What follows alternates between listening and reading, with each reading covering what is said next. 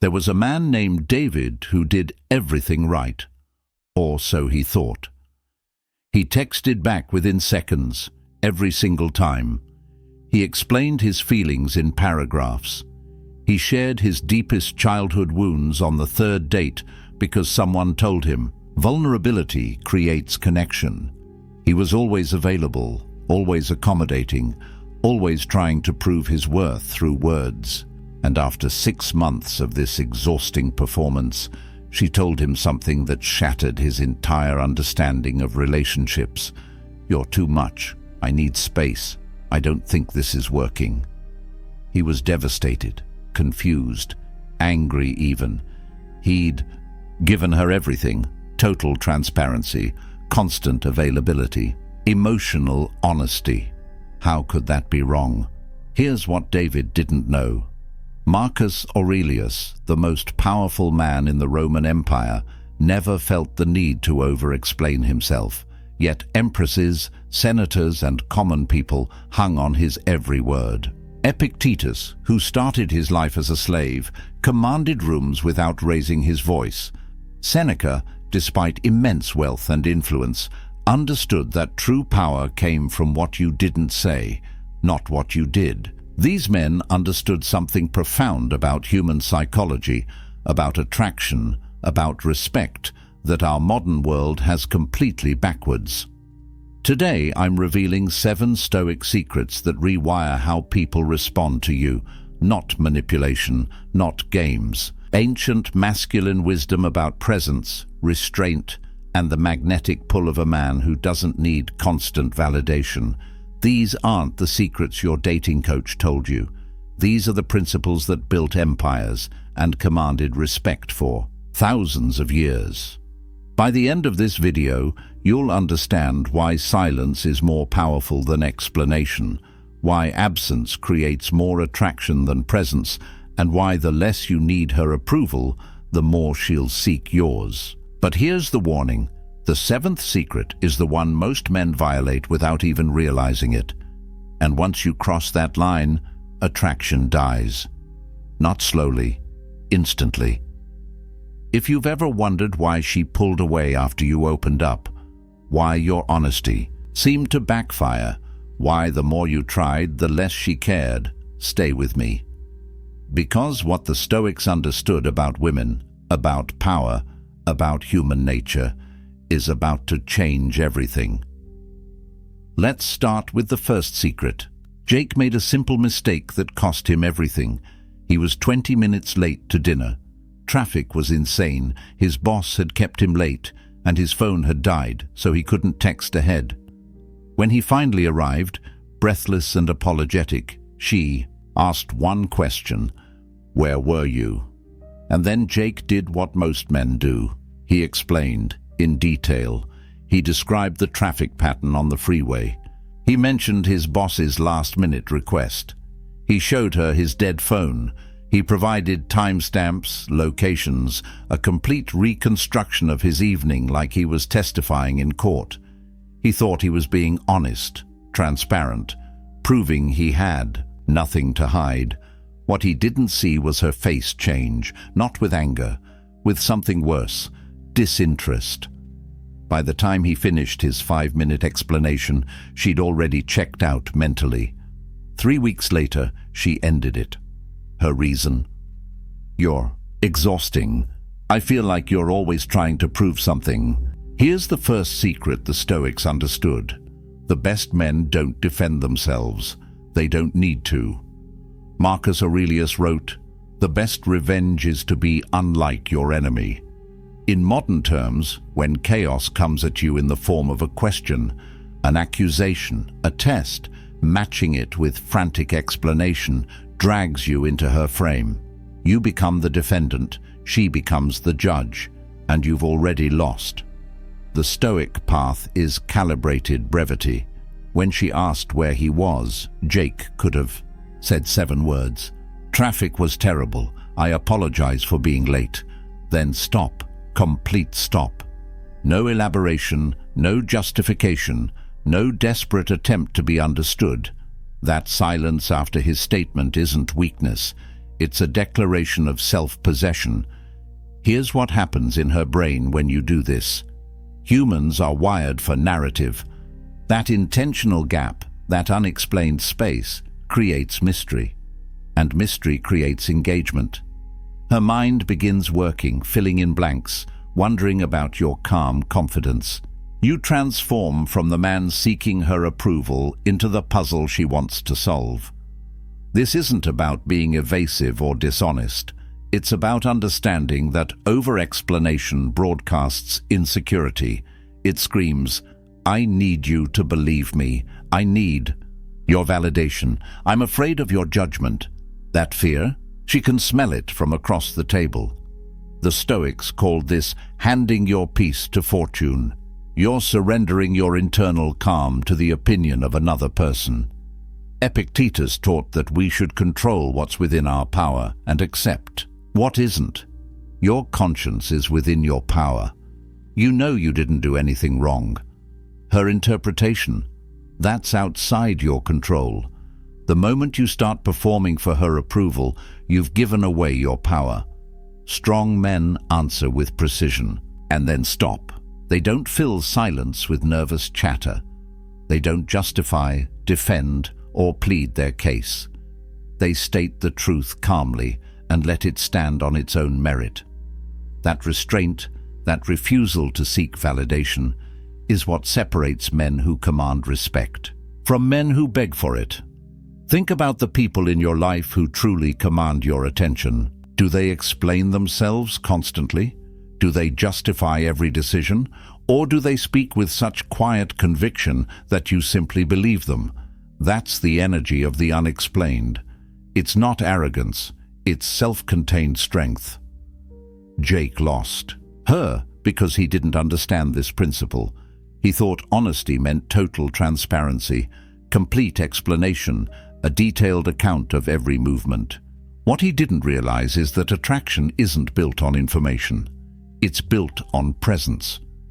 And you cannot be present when you're drowning someone in explanations. So here's your first Stoic practice. Cut your explanations by half. When someone asks you a question, answer it in one sentence, then stop. Feel the discomfort of that silence. Resist the urge to fill it with more words, more justification, more proof.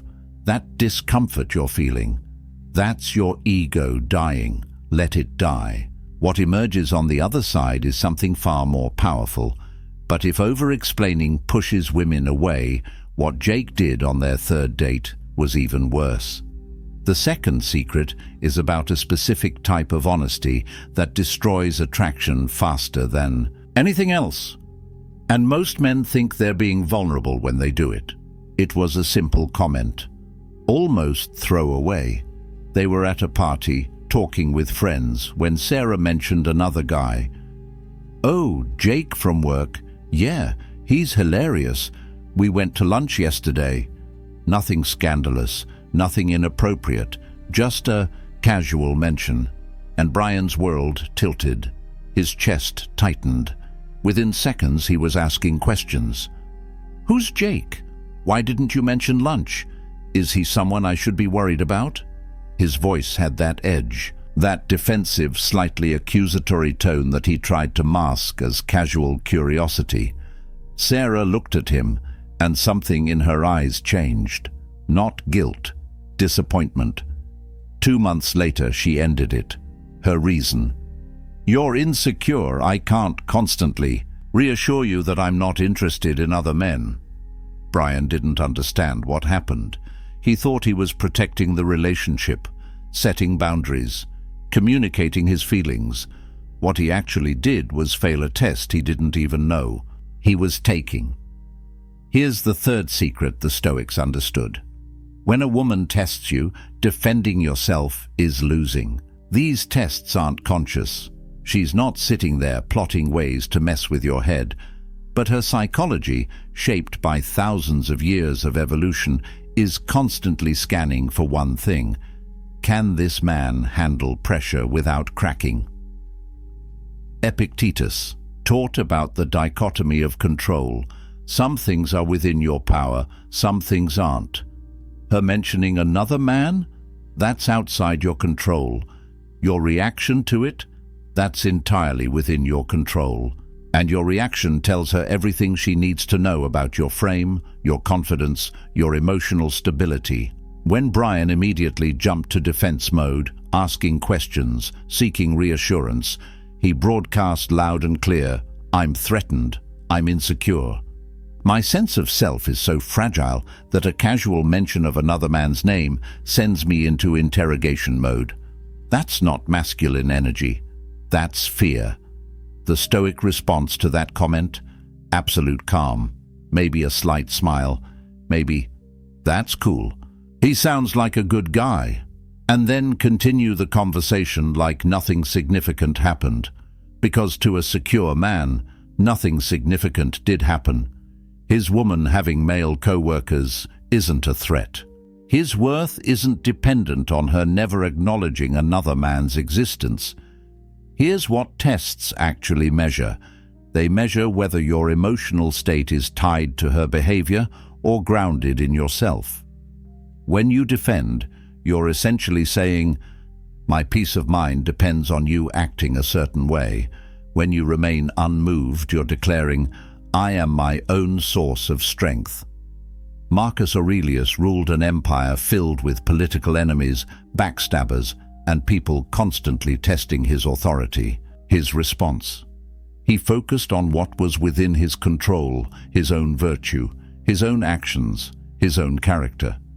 He didn't chase down every rumor, didn't defend against every slight, didn't justify himself to people questioning his decisions. That unshakable frame is what made him a legend. Think about the subtext of Brian's defensive questions. He's essentially asking Sarah to manage his emotions for him, to reassure him, to prove her loyalty on demand. That's exhausting, a high value. Woman doesn't want to be someone's emotional caretaker. She wants a partner who can handle uncertainty without falling apart. The paradox here is brutal but true. The more you need reassurance, the less reassuring her words become. Because you've already shown that you don't trust her, don't trust yourself, and can't handle the discomfort of not having total control and certainty. So what does the Stoic man do when tested? He notices the test. He recognizes it for what it is, a subconscious probe into his emotional stability, and he responds with calm indifference. Not cold, not distant, just unaffected. He trusts himself enough that external circumstances don't shake his internal foundation. Here's the practice. Next time something triggers that defensive impulse, that need to question, to clarify, to seek reassurance, pause. Take a breath. Ask yourself, is my peace of mind really threatened by this? Or is my ego just uncomfortable? Let the ego be uncomfortable. Respond from your center, not from your fear. But here's where it gets even more counterintuitive. The fourth secret isn't just about how you respond to tests. It's about your entire orientation to the relationship. And it's the secret that separates men who attract from men who chase. Daniel had been seeing Emma for 3 months. Things were good, really good. But lately he'd noticed a shift. Her texts were shorter, plans were harder to make. The anxiety started creeping in. So Daniel did what seemed logical. He tried harder. More compliments, more texts checking in, more elaborate date plans, more words of affirmation. He was fighting to keep something he could feel slipping away, and the harder he fought, the faster she pulled back. Until one evening, she sat him down and said words that destroyed him. "I need space. This feels too intense. I think we should take a break." Daniel spent the next week in agony. He texted her long messages about how much he cared. He explained that he'd give her space, but he'd be waiting. He essentially communicated, "My happiness depends on you coming back. Without you, I'm not okay." She never came back. Here's the fourth secret, and it's the most counterintuitive one yet. The moment you need the relationship to work out, you've already lost it. The Stoics practiced something called premeditatio malorum, the premeditation of evils. They would imagine the worst possible outcome, sit with it, accept it, and then act from a place of freedom rather than fear.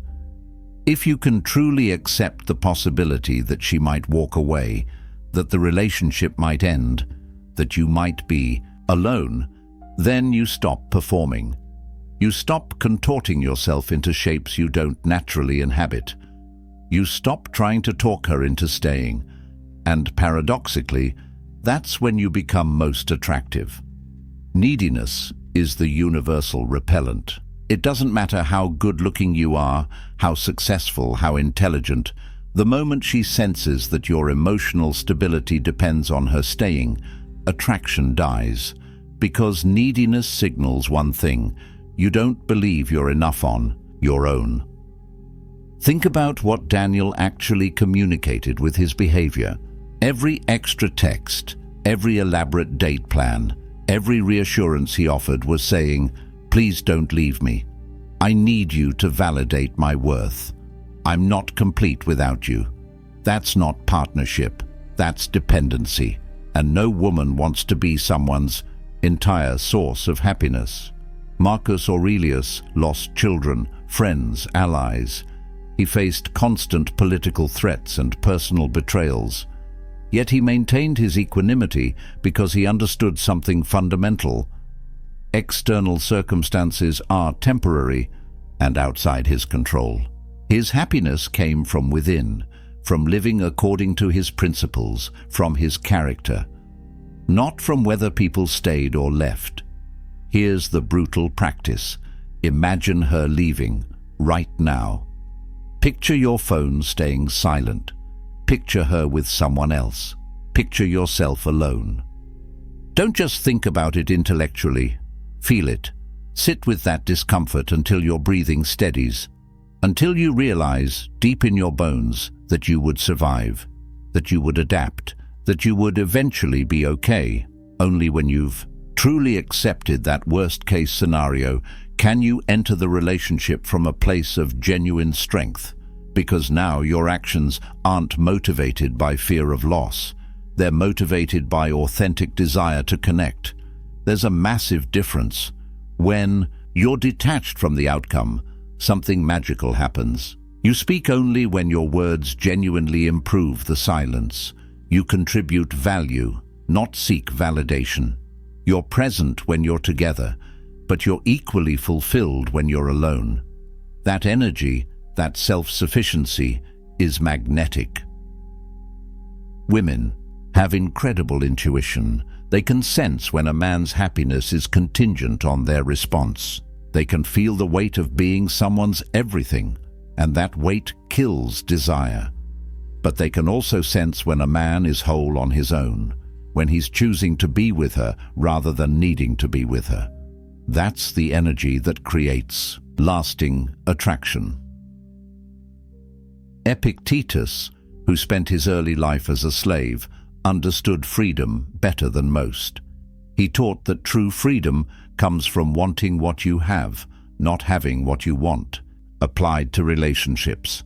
Be with someone because you genuinely enjoy their company, not because you need them to complete you. Daniel lost Emma the moment he made his happiness dependent on her staying.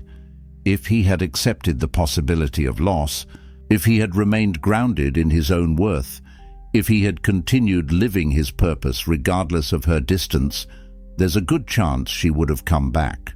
Because detachment isn't coldness, it's confidence, and confidence is the ultimate aphrodisiac.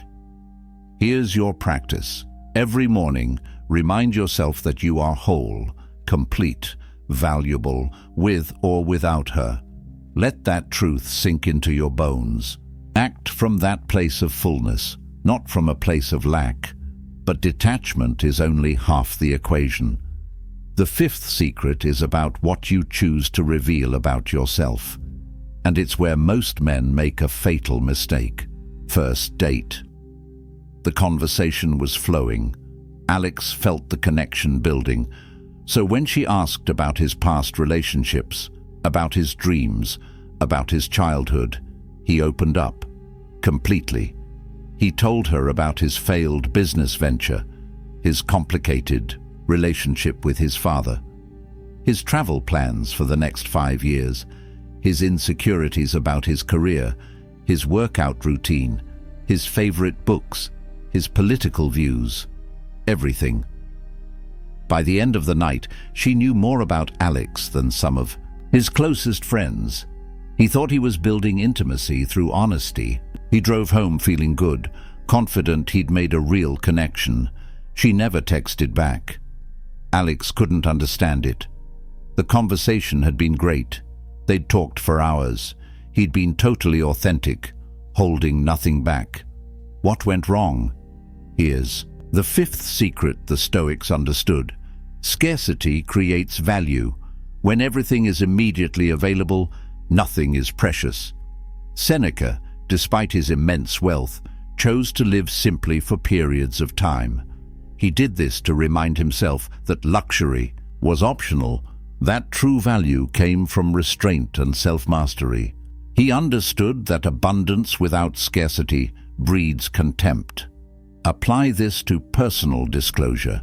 When you reveal everything about yourself on the first date, you eliminate mystery, you remove intrigue, you give her brain nothing to work with, nothing to imagine, nothing to wonder about. The story is complete. There are no chapters left to discover, and humans are wired for narrative. We're drawn to stories that unfold over time, not stories that are dumped on us all at once. Think about your favorite TV series. What keeps you watching? The slow reveal, the mysteries that build, the questions that get answered gradually. Imagine if the first episode gave you every plot point, every character backstory, every twist and turn. You'd stop watching. There's nothing left to discover. That's what Alex did. He gave her the entire season in one episode, and her brain, designed to seek novelty and invest in gradual discovery, simply lost interest. There was no reason to come back. She already knew everything.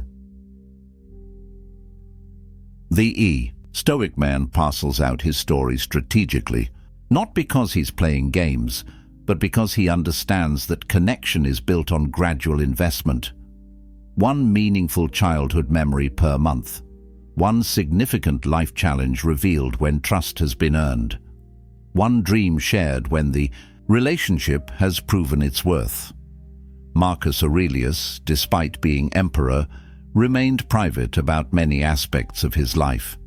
His meditations, the closest thing we have to his inner thoughts, weren't meant for public consumption. They were private reflections. He understood that maintaining some level of mystery, some unrevealed depth, was essential to maintaining respect and authority. When you ration your personal narrative, something powerful happens. She begins to invest her imagination. She wonders what else you've experienced. She creates stories about your character based on limited information. And once she's invested mental and emotional energy into understanding you, she values you more. That's basic psychology. We value what we work for, not what's freely given. This isn't about being secretive or dishonest. It's about being selective. It's about recognizing that your life story has value, and value requires scarcity. When someone asks about your past, you don't lie, but you also don't unload your autobiography. You give them a chapter, not the whole book. Here's what this looks like practically. She asks about your childhood. Instead of a 30-minute monologue, you say, "It was complicated, but those challenges taught me resilience." There's a lot there, but that's a conversation for another time when we know each other better.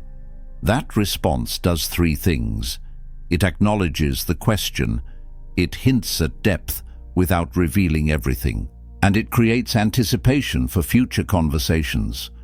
Every relationship that lasts is built on layers. First dates cover surface-level interests. Third dates explore values and perspectives. 6 months in, you share meaningful vulnerabilities. A year in, you reveal deep insecurities. That pacing honors the natural progression of trust and intimacy. Alex robbed the relationship of that progression. By revealing everything immediately, he collapsed all the layers into one overwhelming dump. And the human brain, overwhelmed and understimulated at the same time, simply checked out. But there's something even more powerful than what you reveal. It's about what you do when you're not around. The sixth secret is the most counterintuitive of all. They'd been on 3 incredible dates. The chemistry was undeniable. The conversation flowed effortlessly. Kevin felt like he'd finally found something real. So naturally, he texted her every day. Good morning messages, check-ins throughout the day, funny memes, articles he thought she'd like.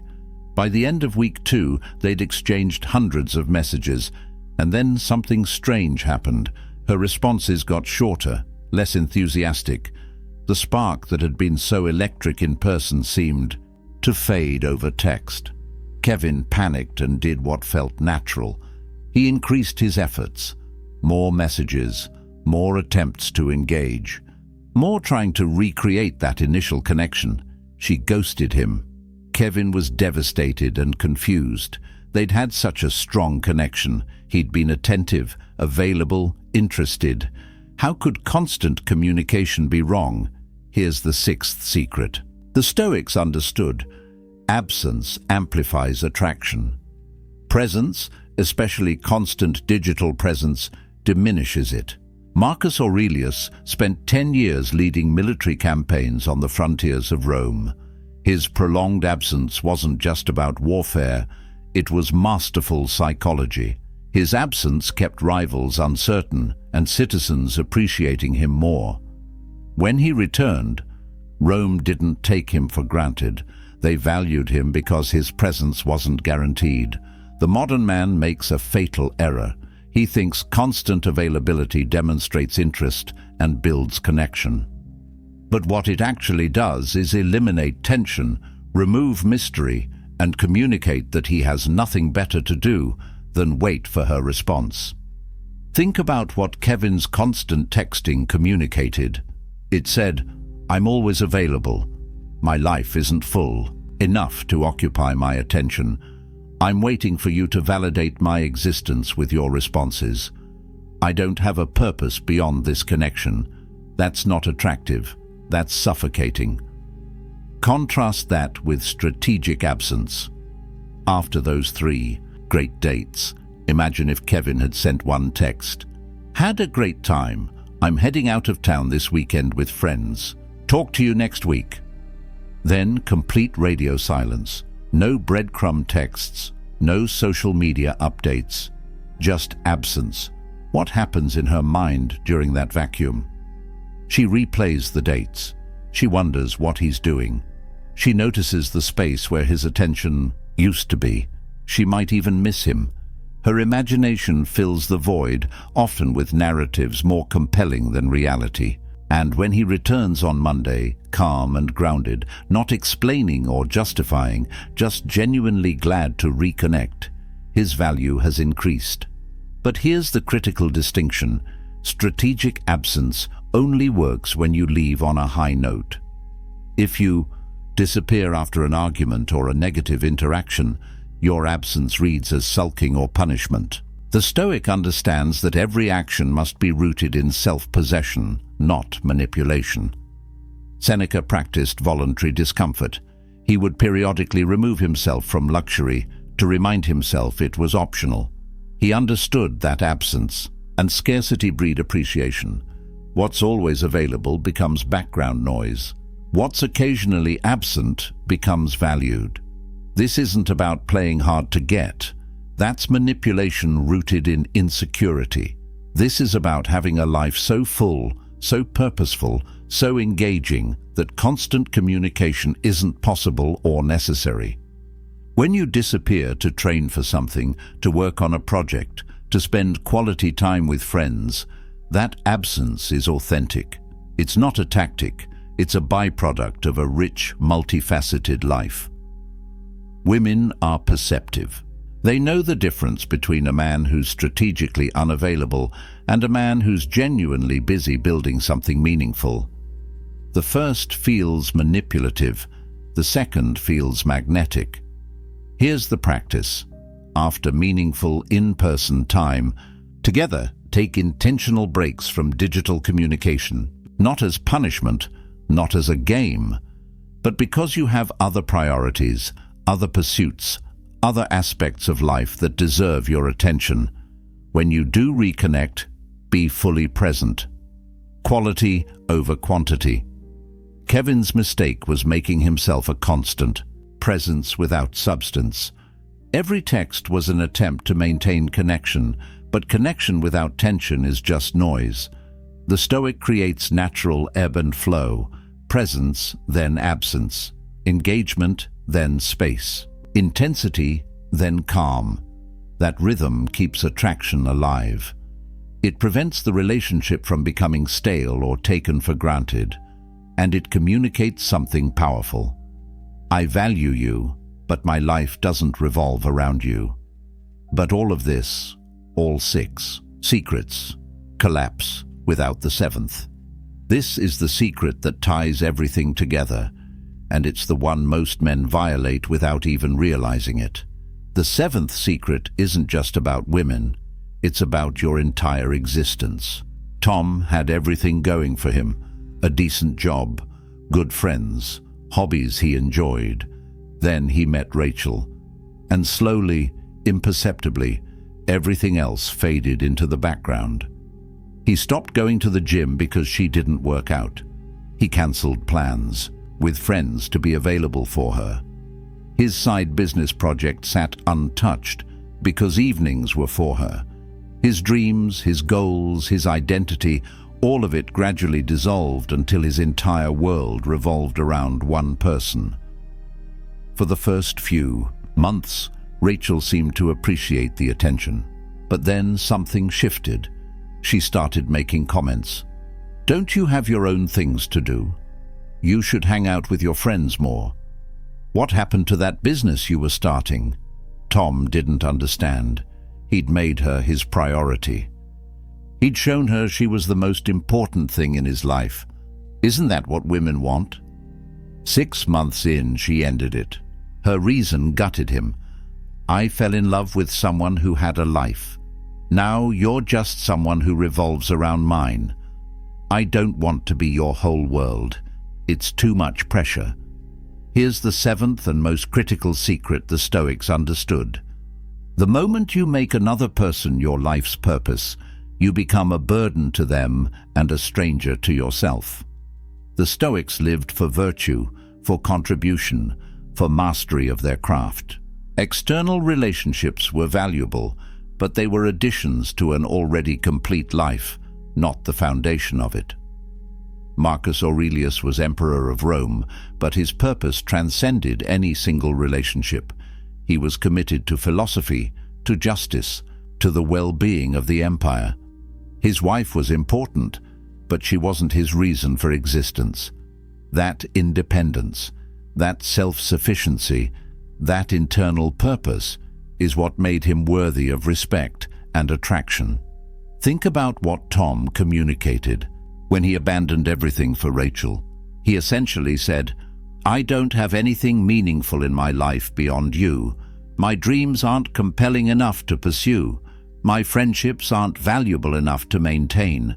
My purpose isn't strong enough to command my attention. You are all I have." That's not love. That's dependency. And dependency is suffocating. When you make someone your entire world, you place an impossible burden on them. They become responsible not just for their own happiness, but for yours as well. Every time they want space, they're denying you your sole source of fulfillment. Every time they prioritize something else, they're essentially destroying your world. No person can carry that weight. And more importantly, no person wants to. Women are drawn to men who are building something. Men who have a mission that transcends the relationship. men whose days are structured around compelling goals and meaningful pursuits. Not because these men are emotionally unavailable, but because they're fundamentally engaged with life itself. When Rachel met Tom, he was working on a business. He had friends he valued. He had a gym routine that grounded him. He was a complete person inviting her into an already vibrant life. That version of Tom was attractive because he had substance, direction, purpose. He wasn't looking for someone to complete him. He was looking for someone to complement an already fulfilling existence. But the Tom who emerged 6 months later was hollow, an empty vessel waiting to be filled by her presence, and that transformation from self-possessed to dependent killed her attraction faster than any other mistake he could have made. Epictetus taught that we should focus on what's within our control. Your purpose, your growth, your contribution to the world, these are within your control. Her feelings, her decisions, her level of investment, these are not. When you make her your purpose, you've oriented your entire life around something you cannot control. That's not just unattractive, it's psychologically devastating. Here's the brutal truth. The version of you she fell for had a life, passions, goals, friends, commitments. That version was attractive because he was already whole. The moment you abandon all of that to focus solely on her, you become someone else, someone needier, someone smaller, someone less interesting, and she didn't sign up for that person. The Stoic path is to build your life around virtue and purpose. Relationships are beautiful additions, but they're not the foundation. You train your body not to impress her, but because physical excellence is a virtue.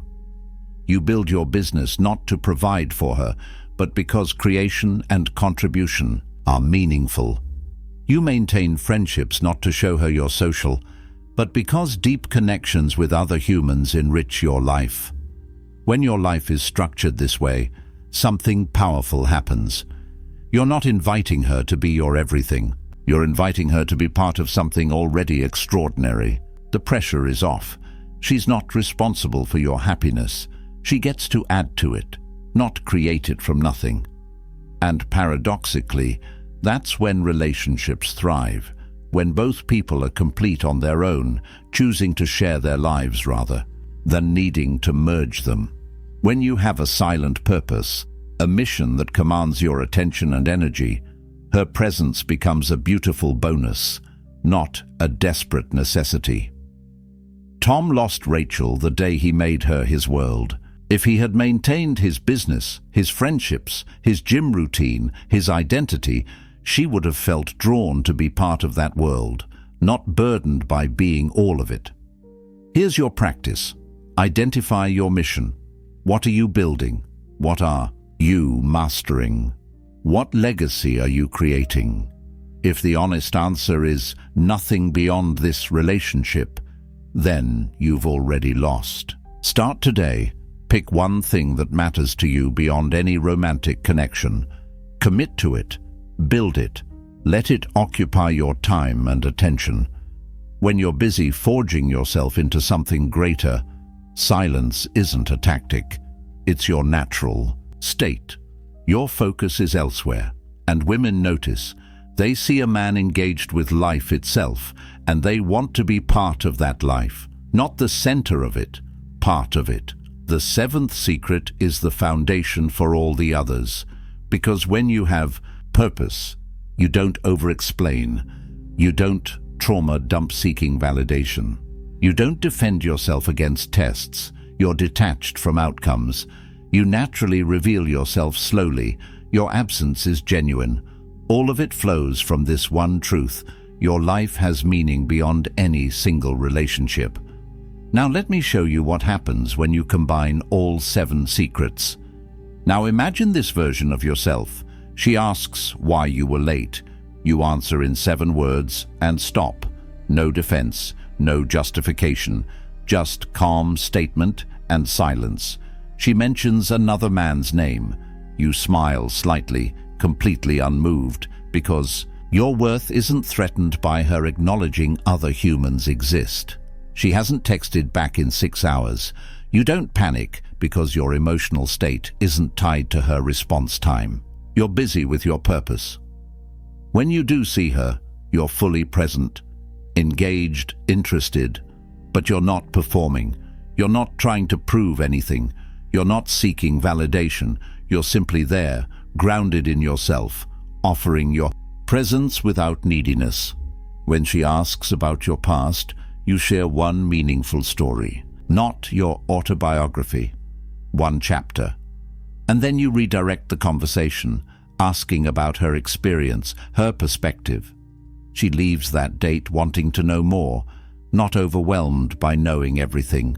After 3 intense dates, you disappear for a weekend, not because you're playing games, but because you have friends to see, a project to work on, a life that existed before her and will continue regardless of her.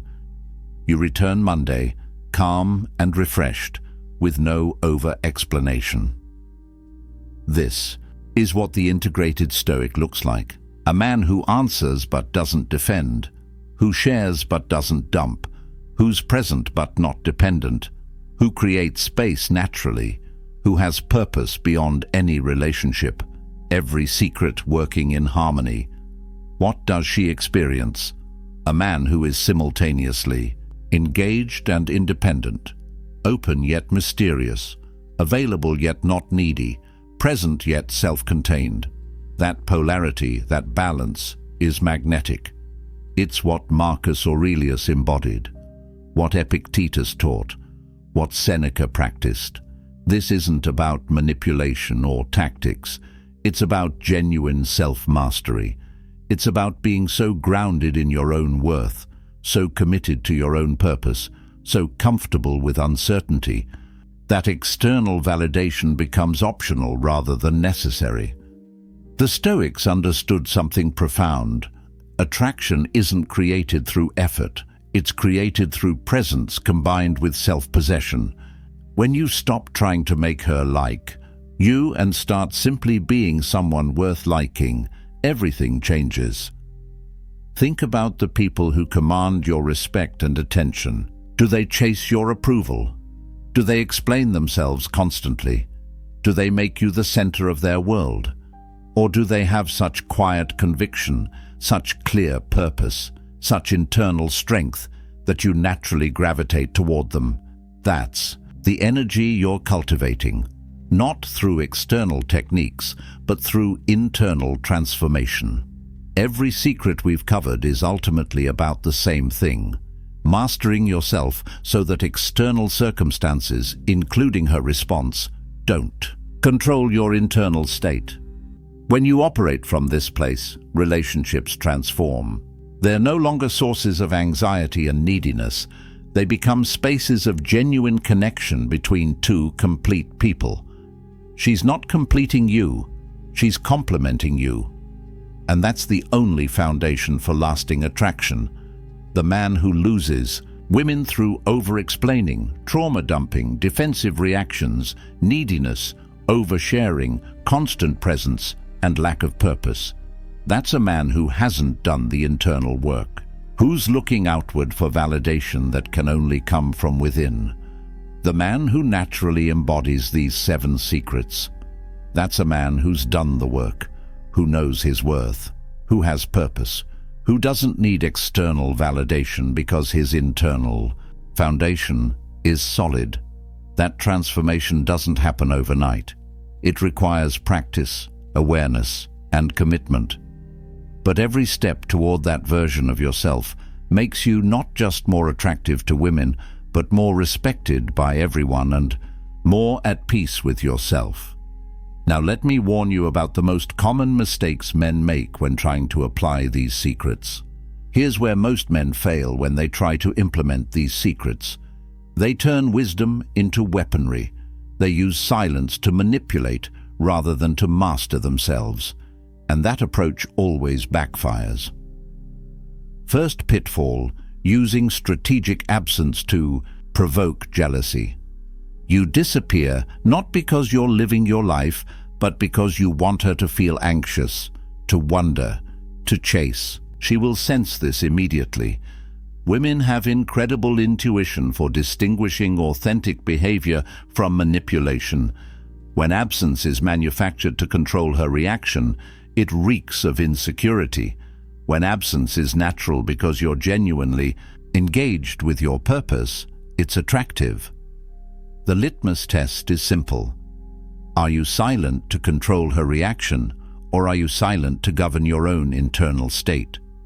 The first destroys trust. The second builds respect. Second pitfall: overcorrection. You've been the over-explaining, constantly available, emotionally dependent guy.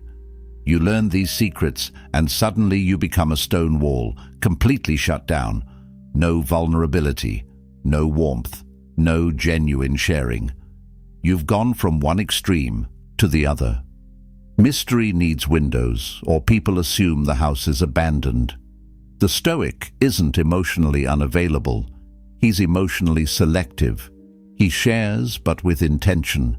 He's vulnerable, but at appropriate times with earned trust. There's a massive difference between being measured and being closed off. Balance is the key. Offer one genuine compliment per date. Not a barrage of flattery, but one specific, observed appreciation. Share one meaningful thought or experience, but not your entire psychological history.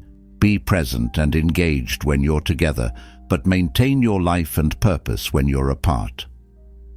Third pitfall: applying these secrets from a place of fear rather than abundance. You're not over-explaining because you're confident in your truth. You're not over-explaining because you're terrified she'll leave if you say the wrong thing. That fear leaks through everything you do. She'll feel it. These secrets only work when they flow from genuine self-possession, not from desperate attempts to prevent loss. If you're detached from the outcome because you've truly accepted that you'd be fine either way, that's powerful. If you're pretending to be detached while internally panicking, that's transparent. Fourth pitfall: using these as tricks in an otherwise unchanged life. You start spacing out your texts and maintaining mysterious silence, but you still have no purpose, no mission, no life beyond the relationship. You're just a needy guy who's learned to temporarily mask his neediness. The Stoics weren't performing, they were being. These principles worked for them because they were expressions of who they actually were, not techniques layered on top of insecurity. If you want these secrets to work, you have to become the kind of man for whom they're natural expressions, not calculated moves. Fifth pitfall: forgetting that relationships require genuine care and investment. These secrets aren't about being cold, distant, or uncaring. They're about being grounded, purposeful, and self-possessed, while still showing up fully for someone you care about. The Stoic man doesn't refuse to explain himself because he doesn't care what she thinks. He doesn't explain because he trusts in his own integrity and doesn't need external validation. See the difference? One is rooted in contempt. The other is rooted in self-respect. When applied correctly, these secrets don't create distance. They create healthy space. They don't reduce intimacy. They make intimacy more meaningful when it happens. They don't communicate lack of care. They communicate self-respect and invite mutual respect. The goal isn't to become an emotionless robot, calculating every interaction. The goal is to become so grounded in your own worth and purpose that these behaviors become natural, authentic expressions of who you are. Now let me give you a practical challenge that will make these secrets automatic. Here's your challenge for the next 7 days. This single practice will transform how you communicate and how people respond to you. For the next week, log every sentence you speak to women. Whether it's a romantic interest, a colleague, a friend, doesn't matter. Track it. You can do this mentally if you're disciplined, or for maximum impact, write it down at the end of each day. Then perform an audit. Go through everything you said and cut out any sentence that sought validation, explained unnecessarily, justified your actions, repeated something for emphasis, or defended yourself without being directly challenged. Count how many sentences survive. Your goal is to reduce your word count by 30% by the end of the week. This isn't about being rude or withholding.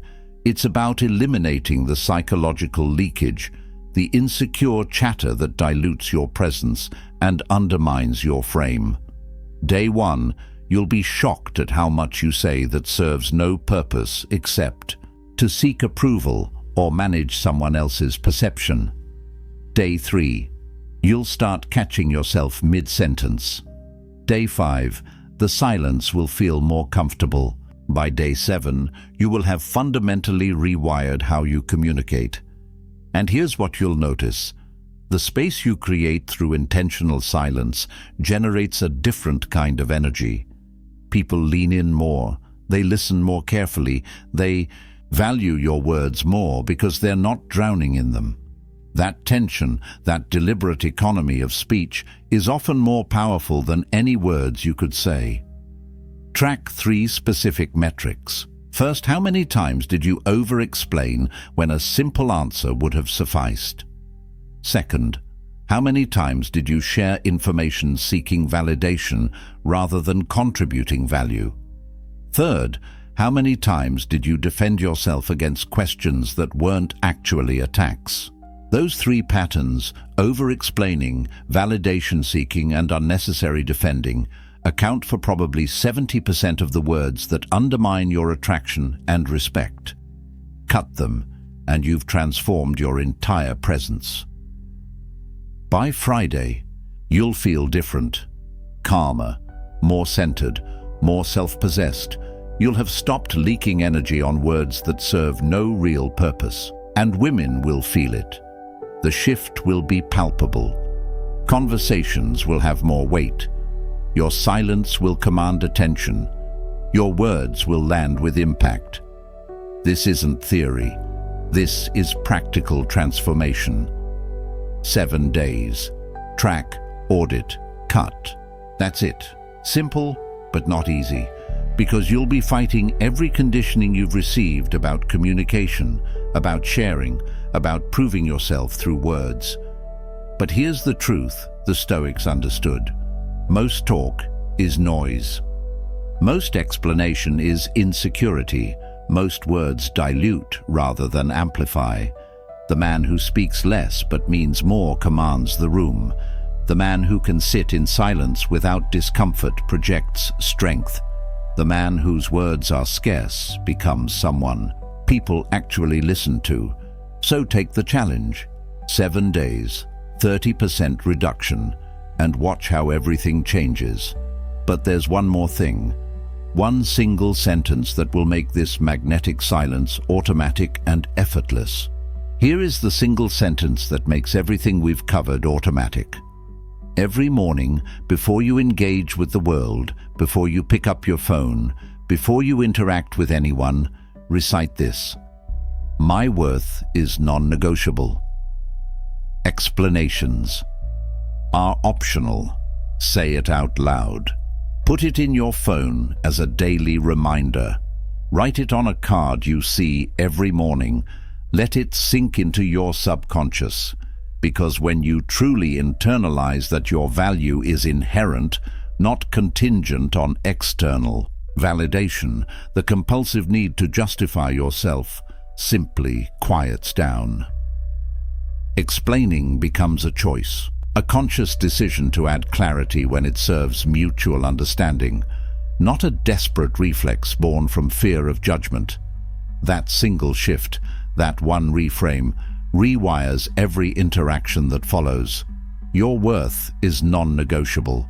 You don't have to earn it through perfect explanations. You don't have to prove it through constant availability. You don't have to defend it against every test. It simply is. And explanations? Optional. You can offer them when appropriate, but you don't owe them to anyone as proof of your value. Let's bring this full circle. Remember David from the beginning? The man who texted back instantly, explained everything in paragraphs, shared his deepest wounds early, and made her his entire world. He lost her because he violated every single secret we've covered. But imagine a different David, one who answers questions briefly and calmly, who processes his pain privately before sharing it intentionally, who remains unmoved by tests because his frame is solid, who's detached from outcomes because he knows he's complete on his own, who shares his story gradually, creating intrigue, who disappears naturally because he's building something meaningful, who has a purpose that transcends any relationship. That David doesn't lose her, because the David isn't performing for her approval. He's living from a place of genuine self-mastery, and that energy, that quiet strength, that self-contained power is what attraction is actually built on. You now have the blueprint, 7 Stoic secrets that ancient men understood and modern men have forgotten, the strength of the unexplained. Never trauma dumping early, stopping defensive reactions, detaching from outcomes, revealing yourself slowly, using strategic absence, building purpose beyond relationships.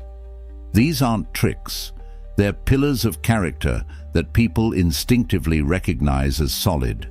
When you embody them, you stop chasing attraction and start commanding it. You stop seeking respect and start earning it naturally. You stop performing and start simply being someone worth knowing. Speak less, mean more, live with purpose, and watch as women, respect, and genuine connection flow toward you rather than away from you. The next move is yours. This isn't theoretical philosophy. This is practical transformation. Apply just one of these secrets this week. Choose the one that hit hardest. Put it into practice. Then come back and tell me what happened in the comments.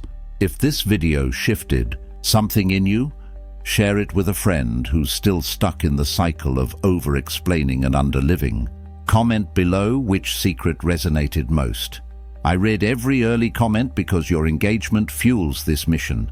Subscribe for weekly Stoic wisdom on relationships, purpose, and masculine development.